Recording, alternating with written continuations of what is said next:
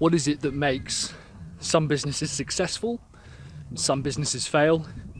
Even though you maybe all start at the same time, some of you aren't going to be around in 6 months, some of you aren't going to be around in a year or 2 years. And in truth, there's only one thing that makes a business successful.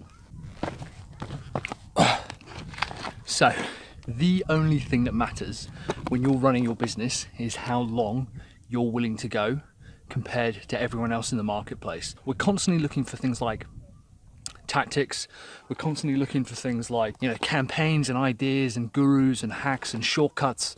But the reality is the only thing that is going to make sure that your business continues making money and continues staying in the game and eventually becomes a success is the constant and persistent grind to getting the results that you want to get. For example, our book's coming out, my book, and it's going relatively well. We've booked a few speaking gigs because of it, and it's already generating me a pretty decent income. Nothing massive, let's think about it. I'll probably make like $18, not even that. $8 per book, maybe $9 per book. If I sell it to 1,000 people a year, that'd be amazing. So that's an $8,000 a year kind of passive income from the book. By the point that it kind of begins to take off, what we call that inflection point, where it begins to really skyrocket, that's because of the 3 to 5 years of previous grind and work that I've put in to smash that out. There's no shortcut. There's no ability to just kind of skip anything. A lot of the time you'll look for like diet cheats, when you know that you've got to lose weight and get healthy, people will start to look into all these stupid exercises, techniques, and do stupid diets and stupid programs. And the reality is the only thing that makes you consistently successful is your relentless persistence and the continuing pursuit of doing the same thing day in, day out. When the tax man sends you a bill for 20 grand, some businesses are going to fold and they're going to go, fuck it, I can't do it anymore. That's the end. This is me failing. What's failing is giving into that and letting that stop you and stop your business. The reality is that if you go bankrupt, if your business goes under, if you have to pay off debts, if you have staffing issues, if you have product problems, all of those things are going to keep happening no matter what. Your job running a business is to keep pursuing through that. Your competition are going to release better products from you. They're going to steal customers from you. You're going to get bad results. You're going to get bad reviews. People are going to have a go at you. None of that matters. The only thing that matters is you stay in the game. The only rule is to continue going longer, harder, and faster than anybody else in the marketplace, and an absolute refusal to give in to anybody else taking over. Businesses that win, that kind of definition of success, comes from being the only business continuing to go in the continue to work in the marketplace. Statistically, what tends to happen is, let's say 100 businesses start in a year. Within 6 months, 50% of them quit. Within the next 6 months, the next 45% give up. 95% of your market and competition will disappear in the first year. In the second year of that 5% left, 99% of them are going to quit as well, which leaves just 1 or 2 businesses. Most of them give up in the first 2 years, or they quit, or they fail, or whatever they want to call it. That next 2 to 5 years period, that's when the real success is made.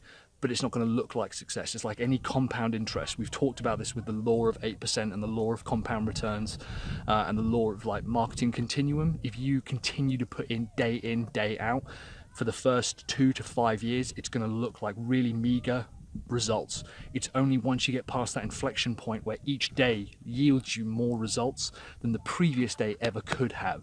Your job is to keep going. All the problems you're facing, every business leader in the world has faced them. Every entrepreneur has faced them. There's absolutely no one out there who hasn't faced the same problems as you, which is why coaching programs like the Sell Your Service coaching program, we help funnel builders, achieve their maximum income potential. A huge amount of our time is dedicated to solving and talking about the same problems that everybody else has. It's the same with creating a YouTube channel or writing blog content. We get thousands of visitors a month per blog post, and I wasn't even getting 1,000 visitors a year when I first started. But the continuing persistence of grinding it out day in, day out, you don't even have to have anything different. Frankly, you don't even have to be the best. Even if you rate yourself like a 3 out of 10 on the scale of skills, everyone who's a 2 out of 10 and a 1 out of 10 is going to want to read your content. And that's the widest portion of the market. The largest portion of the market is the beginner market. They want beginner content. If it's got your personality in it, that's that's all that matters to them. But your goal and your job should be to persist and be in the marketplace longer than anybody else. There is no easier market, there is no easier niche, there is no easier product.